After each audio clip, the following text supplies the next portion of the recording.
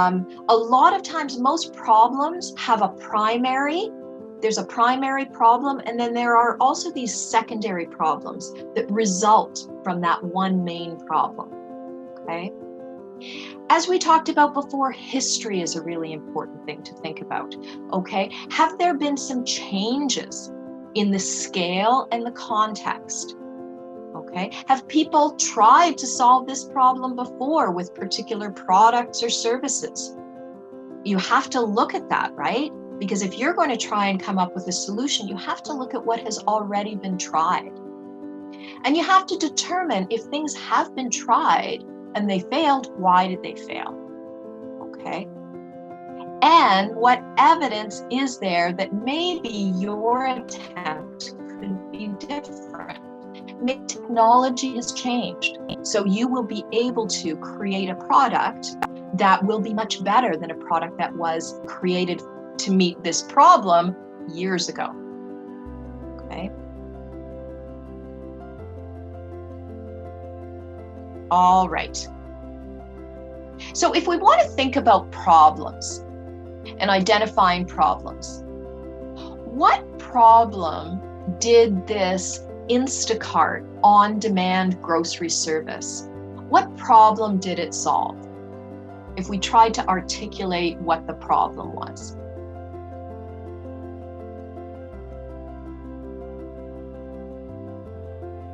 Anybody want to take a guess? Spreading COVID? You know what? Yes, you're right. This was a time when, now I think this started before COVID, but you're right.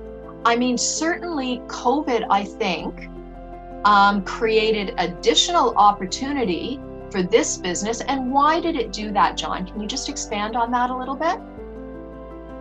Like this delivery service prevents other people from going out of their homes and then contacting with the grocery instead of there are only specific people who do this job, and then they deliver it to you. Right, exactly. So yes, during COVID, people did not want to go into a grocery store, right? Or they were limited. You know, sometimes at certain points they were told they shouldn't go. So this service could deliver groceries, right? So before COVID, this company did actually exist before COVID. What problem existed then? What sort of a need were they filling before we were told not to go into a grocery store? Were they helping the elderly because they couldn't come out of their house too often? You know what? Fantastic. That is a great idea. Probably yes. Yes. People who couldn't leave their homes to go to a grocery store. Yes. That's right. Good. Yeah. And in a country like Canada, we have an aging population.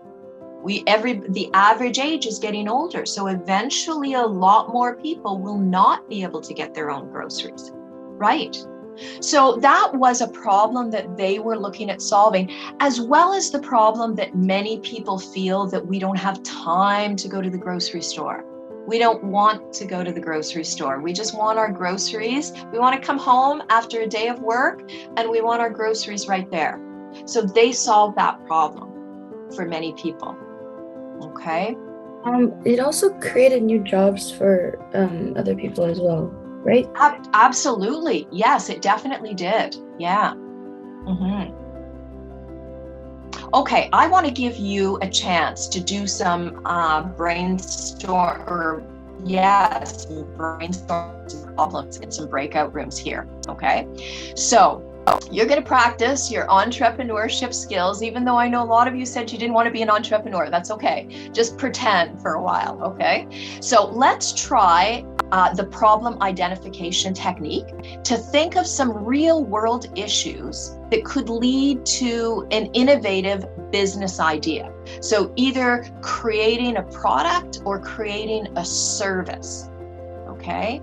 So the questions are, what real world problems are you interested in?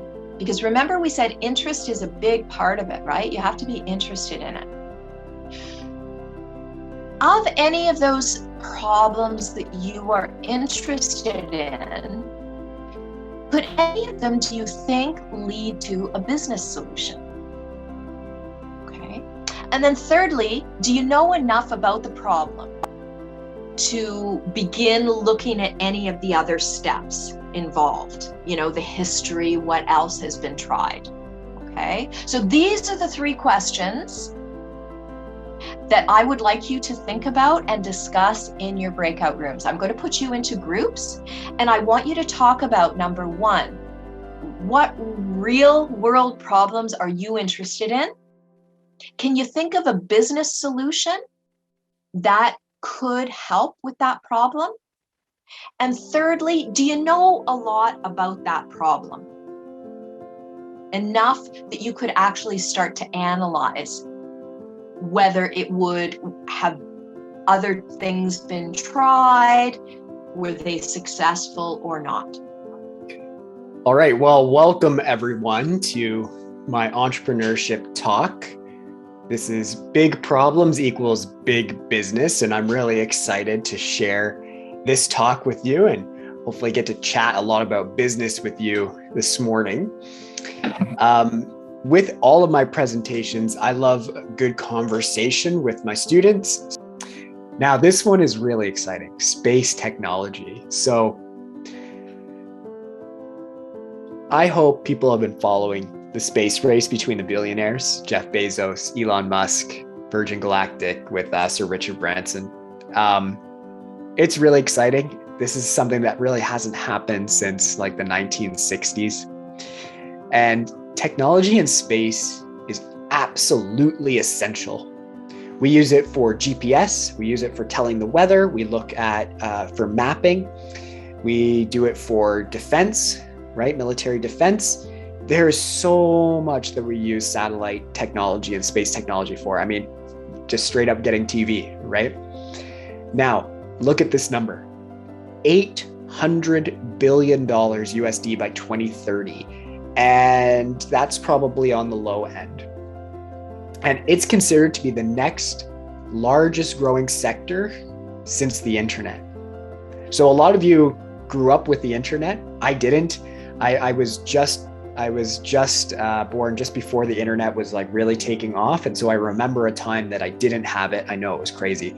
But I was like 5, so that's okay.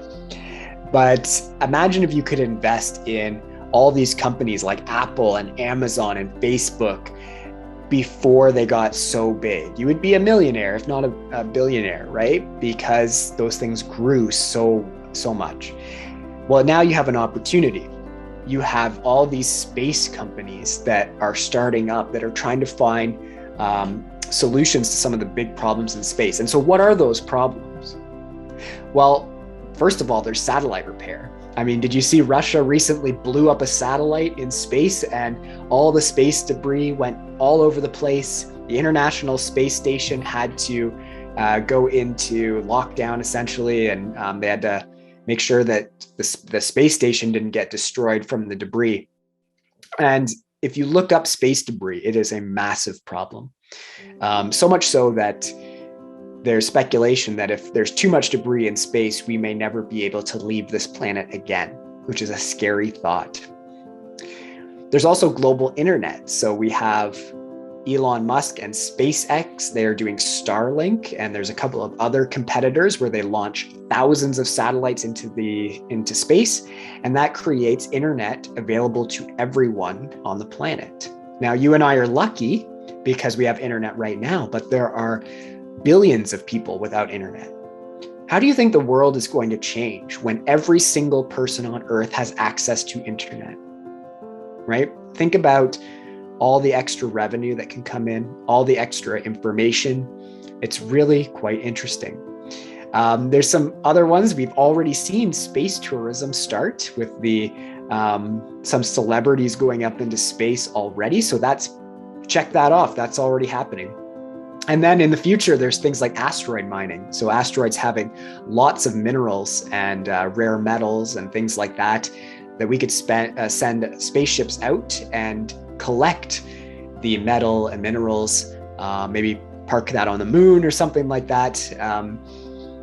The really just interesting part about it is with all this space technology, it's such a young industry in terms of actual entrepreneurial opportunities that if you think about something today, you might actually be able to work on that in your career.